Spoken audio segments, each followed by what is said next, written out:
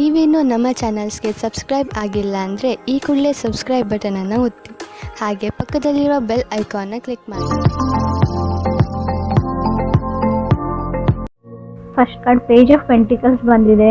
ನೀವು ಅಂದ್ಕೊಂಡಿರೋ ಥರ ನಿಮ್ಮ ರಿಲೇಷನ್ಶಿಪ್ ಸ್ಟ್ರಾಂಗ್ ಇಲ್ಲ ಅಂತ ಹೇಳ್ತಾ ಇದೆ page of pentacles. Already married ಆಗಿದ್ದರೆ ತುಂಬ ಆರ್ಗ್ಯುಮೆಂಟ್ಸು, ರೀಸೆಂಟ್ಲಿ ಜಗಳಗಳು ಆಗಿರ್ಬೋದು ಅಂತ ಪೇಜ್ ಆಫ್ ಪೆಂಟಿಕಲ್ಸ್ ಹೇಳುತ್ತೆ. ನಿಮ್ಮಿಂದ ಅದರ್ ಪರ್ಸನ್ ನೀವು ಸಾರಿ ಕೇಳಿ ಅಂತ ವೇಟ್ ಮಾಡ್ತಾ ಇರ್ಬೋದು, ಅಥವಾ ನೀವು ಯಾರಿಂದನೂ ಸಾರಿನ ಎಕ್ಸ್ಪೆಕ್ಟ್ ಮಾಡ್ತಾ ಇದ್ದೀರಾ, ಎಕ್ಸ್ಪೆಕ್ಟಿಂಗ್ ಸಾರಿ ಅಂತ ಕೂಡ ಕಾರ್ಡ್ ಹೇಳ್ತಾ ಇದೆ. ಸೆಕೆಂಡ್ ಕಾರ್ಡ್ ನನಗೆ 10 ಆಫ್ ವಾಂಡ್ಸ್ ಬಂದಿದೆ. ತುಂಬ ರೆಸ್ಪಾನ್ಸಿಬಿಲಿಟೀಸ್ ಇದೆ ನಿಮಗೂ ಅದರ್ ಪರ್ಸನ್ಗೂ.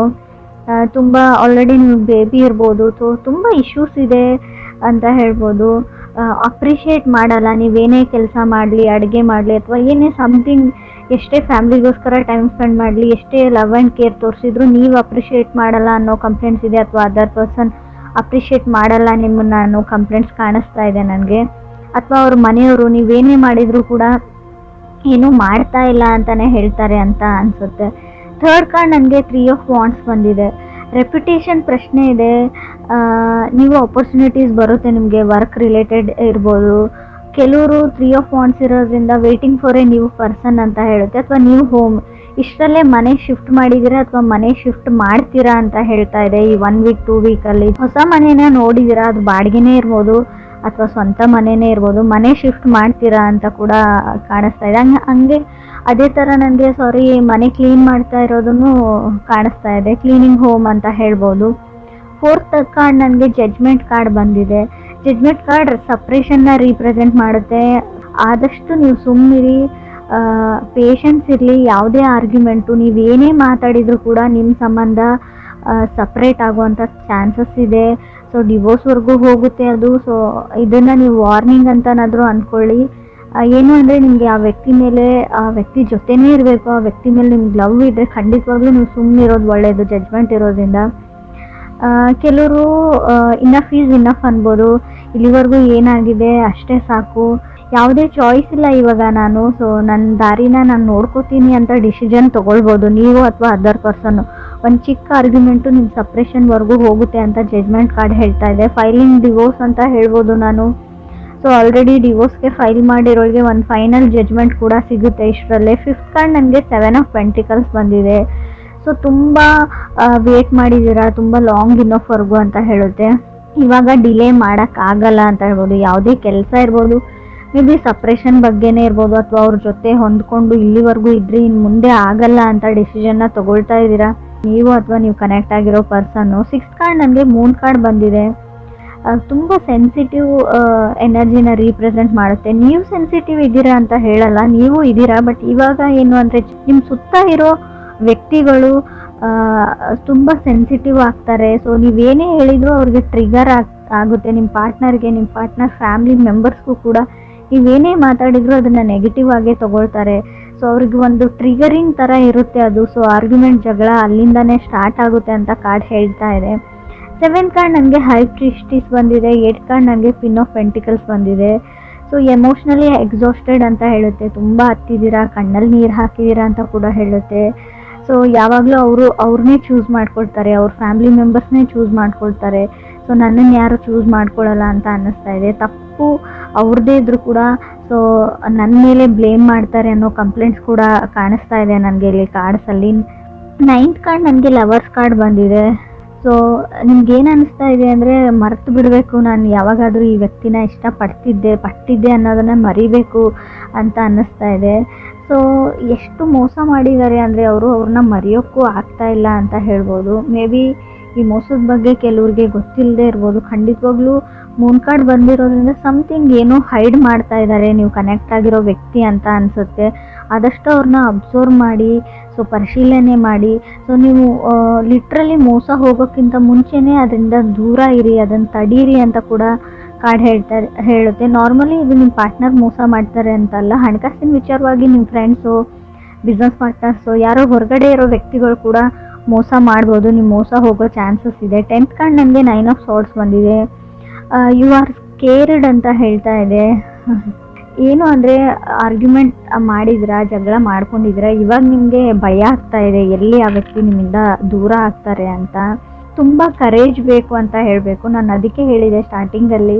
ಸೊ ಆ ವ್ಯಕ್ತಿ ನಿಮಗೆ ಇಷ್ಟ ಇದ್ದರೆ ಆದಷ್ಟು ಯಾವುದೇ ಆರ್ಗ್ಯುಮೆಂಟ್ ಇರಲಿ, ಏನೇ ಇರಲಿ, ಟ್ರಿಗರ್ ಆಗಬೇಡಿ, ಸುಮ್ಮನಾಗಬೇಡಿ.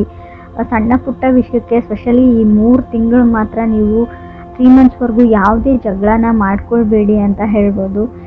ಅಕಸ್ಮಾತ್ ನೀವು ಮಾಡ್ಕೊಂಡಿದ್ರೆ ಖಂಡಿತವಾಗ್ಲೂ ನಿಮ್ಮ ಪಾರ್ಟ್ನರು ನೀವು ಲಾಯರ್ ಹತ್ರ ಕನ್ಸಲ್ಟ್ ಮಾಡ್ತೀರಾ ಅಂತ ಹೇಳ್ಬೋದು. ಸೊ ಕೌನ್ಸಿಲಿಂಗ್ ಅಗತ್ಯ ಕೂಡ ಇದೆ. ಯಾರಿಗೋ ಒಂದು ಮಾನಸಿಕ ರೋಗ ಅಂತ ನಾನು ಹೇಳಲ್ಲ, ಮಾನಸಿಕವಾಗಿ ತುಂಬ ಕುಗ್ಗೋಗಿದ್ದೀರಾ, ಸೊ ಕಾಂಪ್ರಮೈಸು ಆಗಬೇಕಾಗುತ್ತೆ. ಸೊ ಸ್ವಲ್ಪ ಕೌನ್ಸಿಲಿಂಗ್ನ ತೊಗೊಳ್ಳಿ ಅಥವಾ ಮೆಡಿಟೇಷನ್ನ ಮಾಡಿ ಅಂತ ನಾನು ಹೇಳ್ತೀನಿ. 11th ಕಾರ್ಡ್ ನನಗೆ ಪೇಜ್ ಆಫ್ ಕಪ್ಸ್ ಬಂದಿದೆ. 12th ಕಾರ್ಡ್ ನನಗೆ ಎಂಪ್ರೆಸ್ ಬಂದಿದೆ.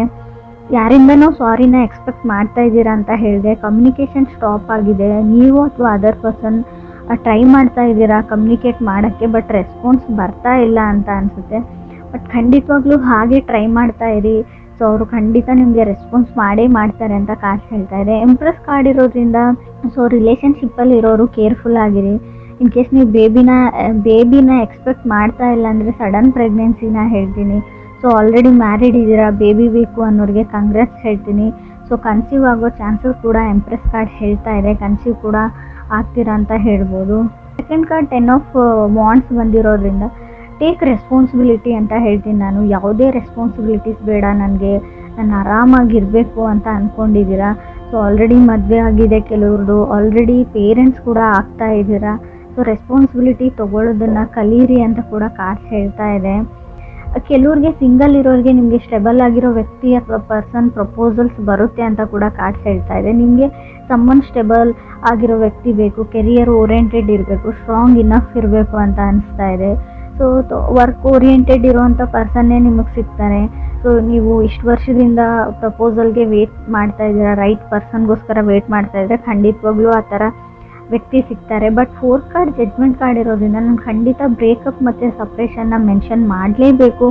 ಆಲ್ರೆಡಿ ಆಗಿರ್ಬೋದು, ನೋ ಕಮ್ಯುನಿಕೇಷನ್ ಇರ್ಬೋದು. ಸೊ ಎಮೋಷ್ನಲಿ ಡ್ರೈನ್ಡ್ ಆಗಿದ್ದೀರಾ ಅಂತ ಕೂಡ ಕಾರ್ಡ್ಸ್ ಹೇಳುತ್ತೆ. ಬಟ್ ಇಲ್ಲಿ ನನಗೆ ಕಮ್ಯುನಿಕೇಷನ್ ಸ್ಟಾರ್ಟ್ ಆಗುತ್ತೆ. ಖಂಡಿತವಾಗ್ಲೂ ನಿಮ್ಮ ಕೈಯಲ್ಲೇ ಇದೆ. ಒಂದು ಸಾರಿ ಕೇಳಿದರೆ ಏನೂ ಆಗೋದಿಲ್ಲ ಅಂತ ಕೂಡ ನಾನು ಹೇಳ್ತೀನಿ. ನೀವು ಸಾರಿ ಕೇಳಿರೋ ವಿಷಯನ ಬೇರೆಯವ್ರಿಗೆ ಅಥವಾ ನಿಮ್ಮ ಫ್ಯಾಮಿಲಿ ಮೆಂಬರ್ಸ್ಗೋ ಅವ್ರ ಫ್ಯಾಮಿಲಿ ಮೆಂಬರ್ಸ್ಗೋ ಹೇಳ್ದೇನೋ ಇರ್ಬೋದು. ನೀವೇ ಪ್ಯಾಚಪ್ ಆಗ್ಬೋದು ಇಬ್ಬರು ಸೇರಿಬಿಟ್ಟು ಅಂತ ಹೇಳುತ್ತೆ. ಯಾವುದೇ ಚಾಯ್ಸ್ ಇಲ್ಲ ಅಂತ ಹೇಳ್ತೀನಿ.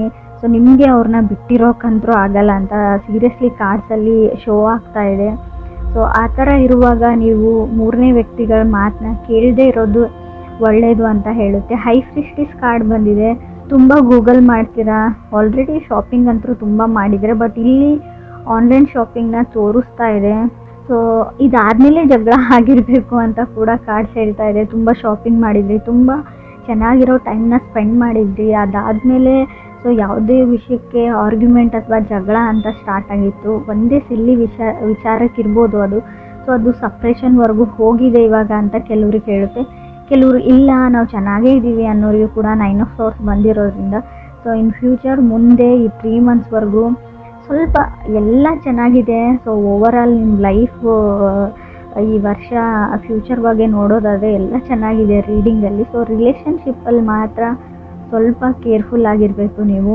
ಸ್ವಲ್ಪ ಸಪ್ರೇಷನ್ನು, ಡಿವೋರ್ಸು, ಬ್ರೇಕಪ್ಸು ಕಾಣಿಸ್ತಾ ಇರೋದ್ರಿಂದ ಸೊ ತಾಳ್ಮೆ ಮತ್ತು ಫರ್ಗಿವ್ನೆಸ್, ಕ್ಷಮೆ ಗುಣ ತುಂಬಾ ಇಂಪಾರ್ಟೆಂಟ್ ಆಗುತ್ತೆ ಅಂತ ಕೂಡ ಕಾರ್ಡ್ಸ್ ಹೇಳ್ತಾ ಇದೆ.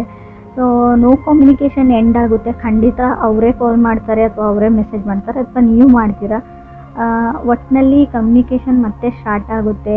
ಸೊ ಎಲ್ಲನೂ ನಾರ್ಮಲಿ ಬರುತ್ತೆ. ಬಟ್ ನೀವು ಆರ್ಗ್ಯೂ ಮಾಡೋದನ್ನು ಬಿಡಿ. ಸೊ ಸಾರಿ ಕೇಳೋದನ್ನು ಕಲೀರಿ ಅಂತ ಕೂಡ ರೆಪ್ಯುಟೇಷನ್ ಅಥವಾ ಈಗೋ ಆ್ಯಂಡ್ ಪ್ರೈಡ್ನ ಬಿಟ್ಟಾಕಿ ಅಂತ ಹೇಳ್ತೀನಿ. ಕ್ರಾಸ್ ವಾಚರ್ಸ್ಗೂ ಇದನ್ನೇ ಹೇಳ್ತೀನಿ. ಸಪ್ರೇಷನ್ ನನಗೆ ತುಂಬ ಸ್ಟ್ರಾಂಗಾಗಿ ಕಾಣಿಸ್ತಾ ಇದೆ 3 ಆಫ್ ಸಾರ್ಟ್ಸ್ ಇರೋದ್ರಿಂದ.